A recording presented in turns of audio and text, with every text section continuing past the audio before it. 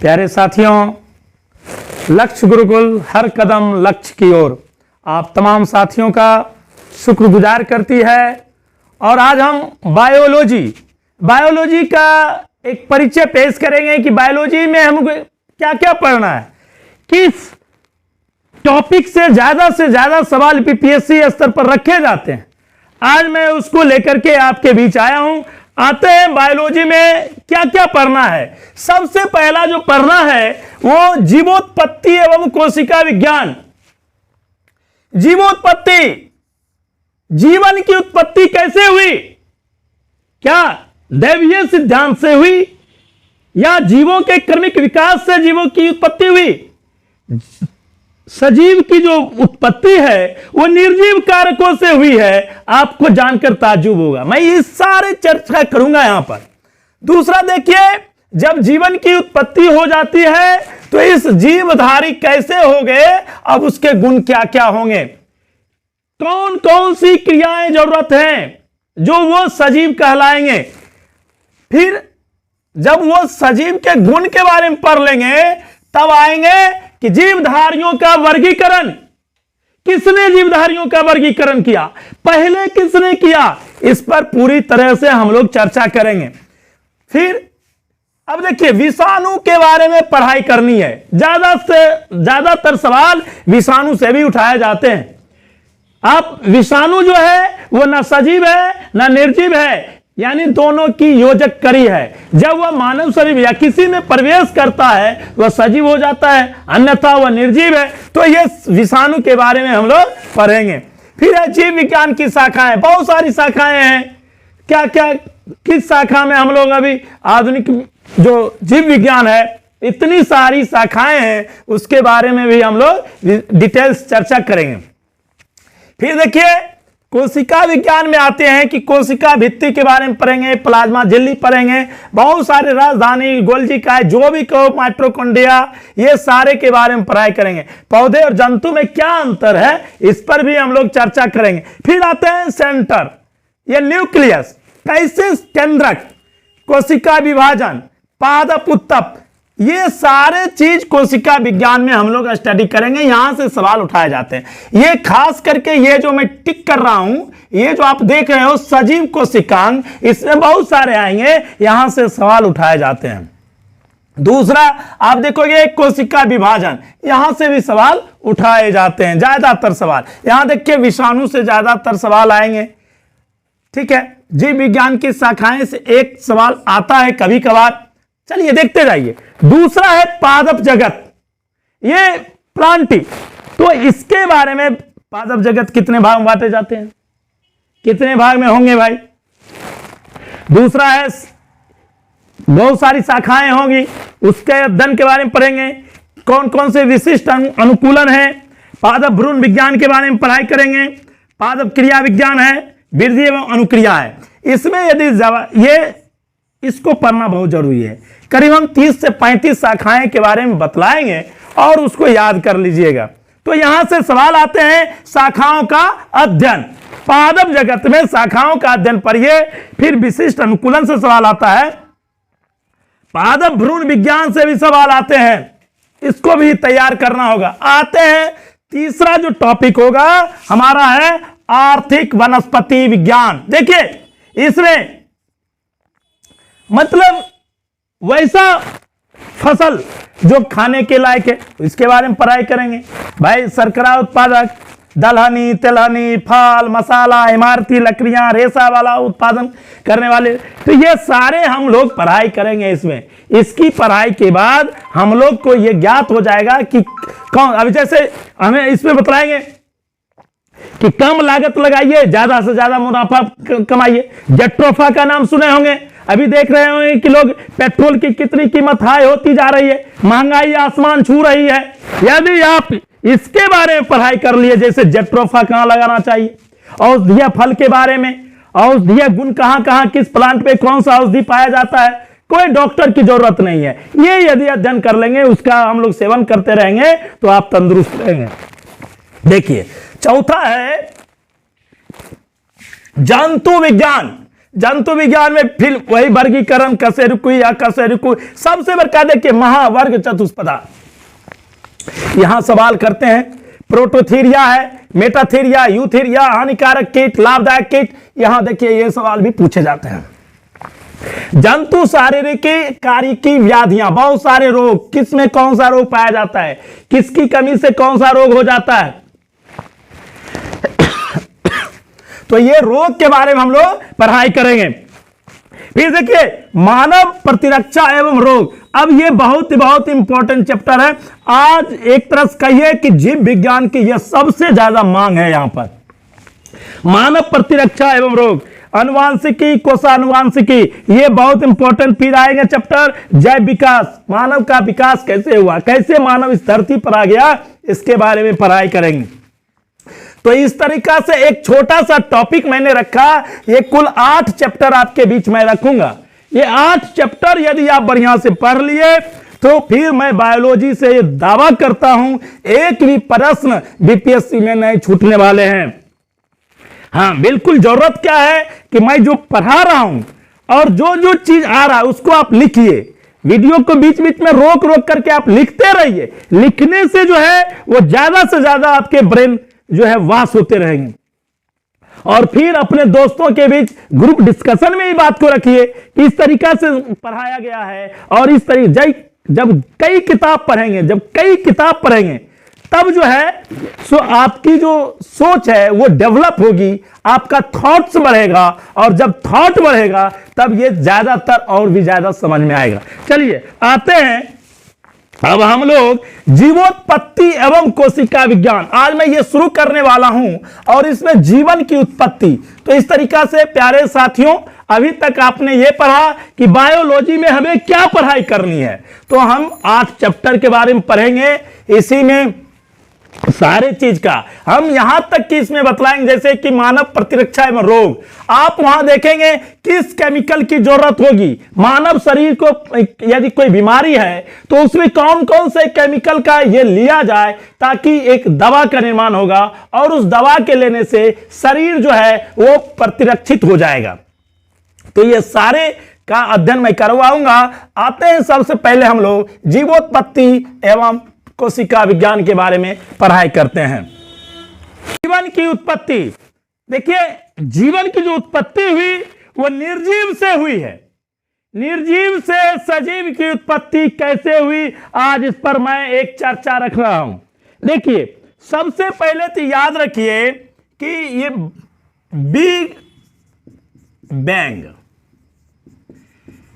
ये पूरा एक बिग बैंग घटना हुई। इस बिग बैंग घटना के फलस्वरूप आपको पता होगा इसी बिग बैंग अर्थात महाविस्फोट, इस महाविस्फोट के कारण हमारे सौर मंडल का निर्माण हुआ। और यह सौर मंडल जो, जैसे कि ये देखिए, ये टुकड़ा जब टूटा तो ये दोनों एक दूसरे से दूर भाग रहा है। तो ब्रह्मांड की जो उत्पत्ति हुई ये महाविस्फोट के कारण हुई, ब्रह्मांड की उत्पत्ति। और ये बता दूं कि ये करीब 460 करोड़ वर्ष पूर्व, याद रखिए 460 करोड़ वर्ष पूर्व बिग बैंग की घटना हुई, जिसके फलस्वरूप ब्रह्मांड की उत्पत्ति हुई।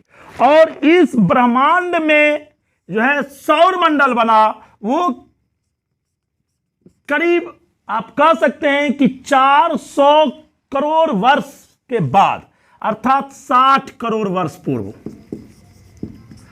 अब 60 करोड़ वर्ष पूर्व हमारे सौर मंडल और इसी का एक छोटा टुकड़ा गिरा तो एक पृथ्वी का निर्माण हो गया भाई। तो पृथ्वी का जो निर्माण हुआ वो सौर मंडल से हुआ। और जब ये पृथ्वी का निर्माण हुआ, इस पृथ्वी पर जो है उस समय तो सिर्फ जब ठंडा होते होते जब काफी ठंडा हो गया तो एक तरह से ये कहलाए आजीवी कल्प।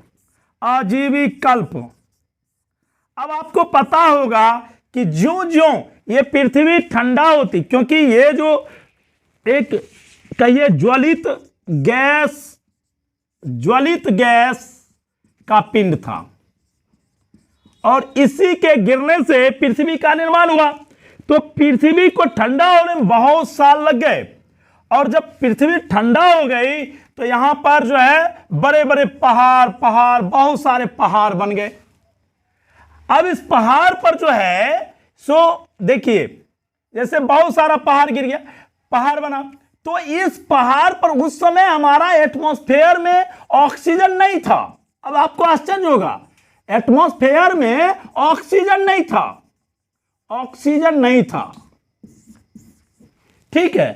अब जो जो पृथ्वी ठंडा हो गई त्यों त्यों जो है इस प्रकार से बहुत सारे इसमें, अब देखिए जब पृथ्वी ठंडा होती चली गई, जब पृथ्वी ठंडा होती चली गई तो उस प्रकार के यहां पर गैस का निर्माण हुआ। तो एक तरह से कहिए कि पृथ्वी पर बहुत सारे गैस बनना शुरू हो गए। जो जो ये ठंडा होते गया उस अंतराल में बहुत सारे यहां पर गैस बनते चले गए, लेकिन ऑक्सीजन नहीं बन पाया। तो भाई ऑक्सीजन कैसे बना? अब ये सवाल आता है कि ऑक्सीजन कैसे बना। तो इस पृथ्वी पर जब पूरे पानी बन गया भाई, क्योंकि ये जो पानी आया ये जब ठंडा हुआ तो पानी बना और पानी पर जब जब धीरे धीरे क्या हुआ कि इस पृथ्वी पर इस पानी पर जो हमारा सागर बना, इस सागर पर शैवाल, आप कह सकते हैं नीला हरा शैवाल, ये सबसे पहले बना।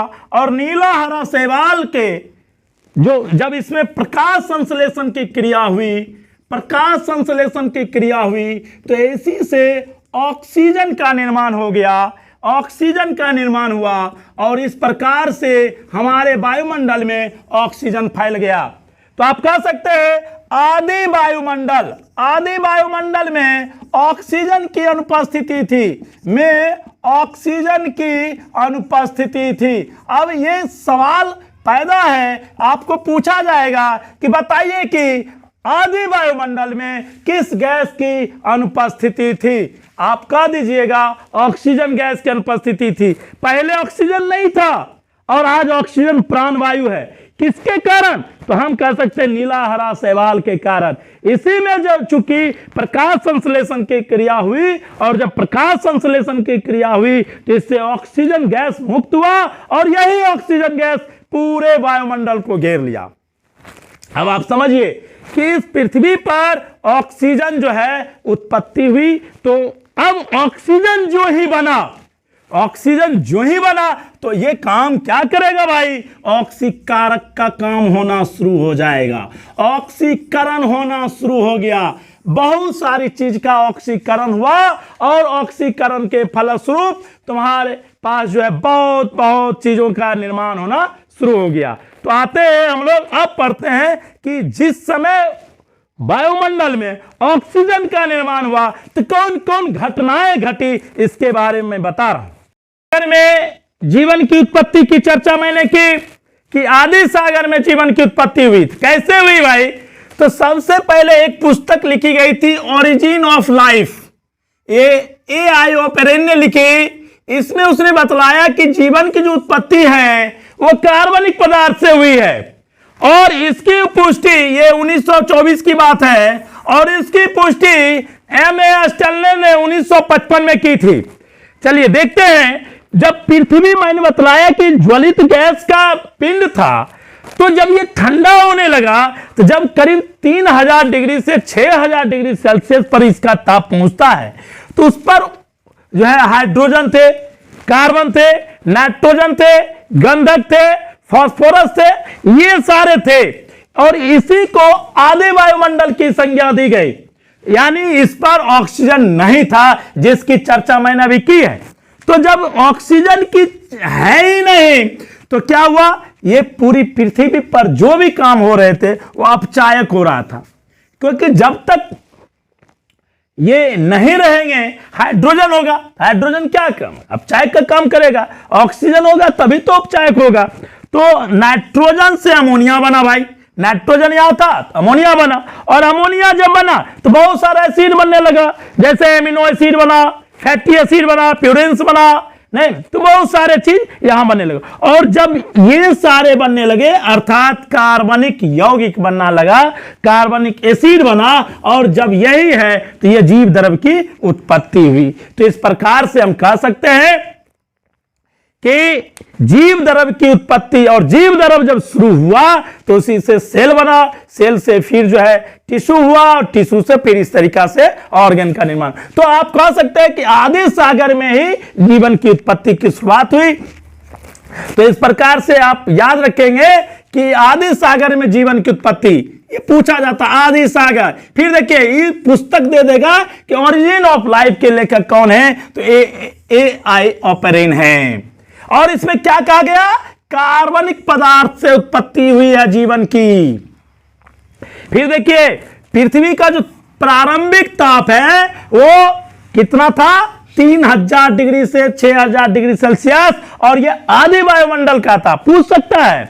अब देखिए शुरुआत में तो O2 था नहीं, तो O2 जब था नहीं तो ये चाय की बात ही था, और जब नाइट्रोजन था तो उससे क्या बना भाई, जो ये ठंडा होते गया ये 3000 से और नीचे आया। तो भाई नाइट्रोजन जो है जिस प्रकार से जिस ताप पर बहुत सारी रिएक्शन होते हैं, केमिकल रिएक्शन होते हैं, तो केमिकल रिएक्शन के फलस्वरूप नाइट्रोजन जो अमोनियम बन गया भाई, NH3 बना दिया, और NH3 जब बना दिया तो ये बहुत सारे फिर से एमिनो एसिड में बदल गया, एमिनो एसिड में बना, यानी कहने का मतलब हम कह सकते हैं कि अब ऑर्गेनिक एसिड का निर्माण हो गया, और ऑर्गेनिक एसिड ही चाहिए जीव द्रव्य के लिए।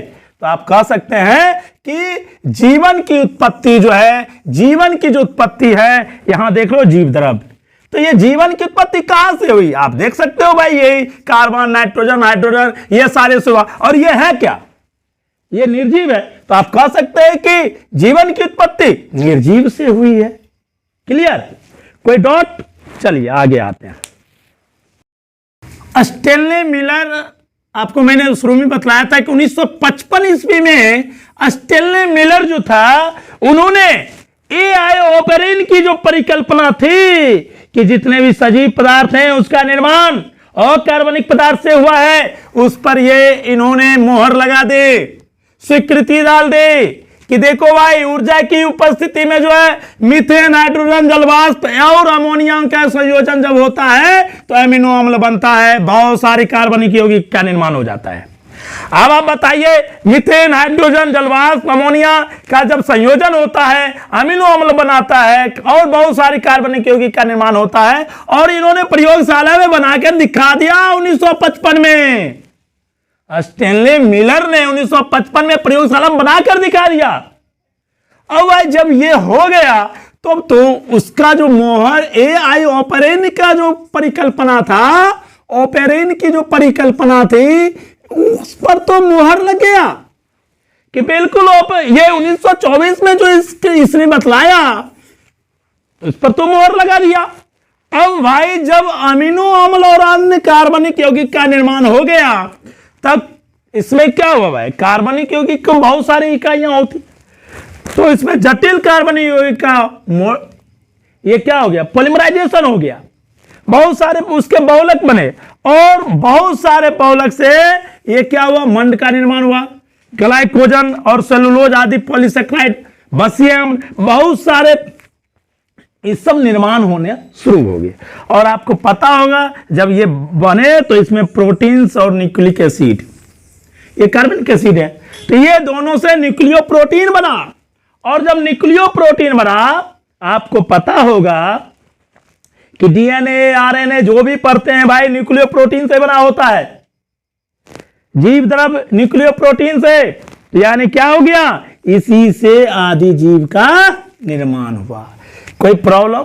बिल्कुल एकदम स्पष्ट मैंने कर दिया कि जो भी जितने भी हमारे पास आज जो जीव देख रहे हैं, हम, आप, पेड़ पौधे, जितने भी ये सारे सनाए सनाए जैव विकास से हुआ, तो उसकी उत्पत्ति कैसे हुई, आदि सागर में हुई, और किस प्रकार से ये निर्माण हुआ आदि जीव। अब क्या है, जब ये आदि जीव का निर्माण, इस आदि जीव में पहले बना क्या, तो सबसे पहले बना नीला हरा शैवाल, और मैंने बतलाया कि इसके प्रकाश संश्लेषण के फलस्वरूप ऑक्सीजन का निर्माण हुआ, और जब ऑक्सीजन का निर्माण हो गया वायुमंडल में क्रांति फैल गई, और इसी को ऑक्सीजन क्रांति कहा गया। अब पूछा जाएगा ऑक्सीजन क्रांति से आप क्या समझते हैं, अर्थात ऑक्सीजन क्रांति क्या है। आप कहिएगा कि पृथ्वी जो है वो अपचायक से, पृथ्वी का जो वायुमंडल था वो अपचायक पहले था, अब वो उपचायक होना शुरू हो गया क्योंकि अब ऑक्सीजन आ गया। इसी को कहते हैं ऑक्सीजन क्रांति। क्या कहते हैं? ऑक्सीजन क्रांति, यानी ऑक्सीजन रिवॉल्यूशन। याद रखिएगा, बहुत बहुत इंपॉर्टेंट यहां भी है। ऑक्सीजन क्रांति क्या है? आप कहिएगा कि पृथ्वी पर जो पहले वायुमंडल में ऑक्सीजन नहीं था, और जब पृथ्वी पर ऑक्सीजन नहीं था तब वह क्या था? अपचायक की भांति काम कर रहा था। लेकिन जो ही पृथ्वी पर जो है ऑक्सीजन आ गया, तब वह जो है उपचायक की भांति काम करने लगा, और इस प्रकार से ऑक्सीजन क्रांति आ गई। अब क्या हुआ कि पृथ्वी अपचायक और उपचायक दोनों प्रकार की क्रियाओं से लबरेज हो गया, और यह कहलाया उपापचय। तो आप देख रहे हैं यह प्रक्रिया कैसे शुरू हुई, तो इसी के लिए ऑक्सीजन क्रांति बहुत ही आवश्यक था। तो इस प्रकार से अपचायक उपचायक यानी उपापचयी प्रक्रिया यहां पर चालू हो गई। अब क्या हुआ कि नीला हरा शैवाल से आपके क्या हो गए कि इस सागर में धीरे धीरे धीरे धीरे बना, और उसी का सनय सनय प्रक्रिया हुआ। तो मैं इसकी ज्यादातर चर्चा जैव विकास में करूंगा। सिर्फ अभी मैंने यह बतलाया कि जीवन की उत्पत्ति शुरू कैसे हुई, इसके बारे में आप आज पढ़े हैं। और मैं आपको यह कहना चाहूंगा कि लक्ष्य गुरुकुल क्लासेज आप जुड़े रहिए, और बायोलॉजी का जो मैं अभी एक परिचयात्मक अध्ययन कराया और इसका मैंने सिलेबस आपके बीच रखा, ये बिल्कुल अपने आप में अच्छा है। आप इसको पढ़ते रहिए, और बिल्कुल इसे सब्सक्राइब करना ना भूलें। व्यूज बढ़ाते रहिए, आप देखते रहिए, और लाइक शेयर भी करें, और जो भी प्रॉब्लम हो कमेंट करते रहे। धन्यवाद।